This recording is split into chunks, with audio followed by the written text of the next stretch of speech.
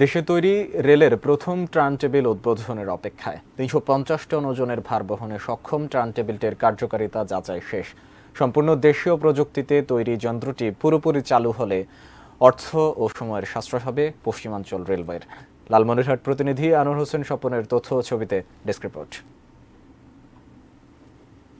British আমলে তৈরি লালমনিরহাট রেলওয়ের টার্ন টেবিলটি প্রায় ৩ দশক আগে বিকল হয়ে যায়। লোকোমোটিভ বা ইঞ্জিন ও কোচ ঘোরাতে না পেরে পশ্চিমের চালকদের পেছনে বসে ট্রেন চালাতে হয়। এ কারণে অনেক সময়ই ঘটে দুর্ঘটনা। টার্ন টেবিলে রেখে কোচ ও ইঞ্জিন ঘুরিয়ে বাঁ দিকের চাকা ডান দিকে আর ডান দিকের চাকা বাঁ দিকে নেওয়া হয়।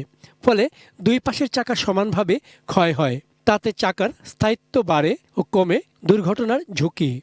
ঘোরানোর জন্য খুবই জরুরি ছিল। ব্রিটিশ আমলের প্রযুক্তি সরিয়ে দেশেই তৈরি হলো প্রথম টার্ন টেবিল। লালমনিরহাট বিভাগীয় রেলওয়ে দপ্তরের যান্ত্রিক প্রকৌশলী তাসরুজ্জামান বাবু ও তার দলের সদস্যদের প্রায় ৪ মাসের চেষ্টার ফসল টার্ন টেবিল। তৈরিতে খরচ হয়েছে ২৫ লাখ টাকা।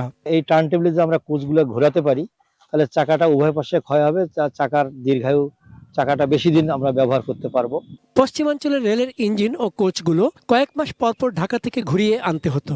টার্ন টেবিলটি চালু হয়ে গেলে আর তার প্রয়োজন পড়বে না। নিজেদের নকশায় সম্পূর্ণ নিজস্ব প্রযুক্তিতে এমনই একটি সফল উদ্ভাবনের কৃতিত্বে লালমনিরহাট রেল কর্তৃপক্ষ গর্বিত।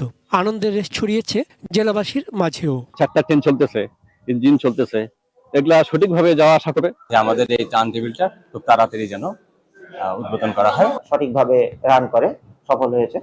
আমরা এখন এটা ব্যবহার করতে পারবো। এখন থেকে আর এটার জন্য আমাদের কোচগুলো সহজেই ঘোরাতে পারবো, লোকোমোটিভও আমরা ঘোরাতে পারবো, আমাদের আর ঢাকা যেতে হবে না। দেশে তৈরি প্রথম টার্ন টেবিলটি এখন কেবলই উদ্বোধনের অপেক্ষায়।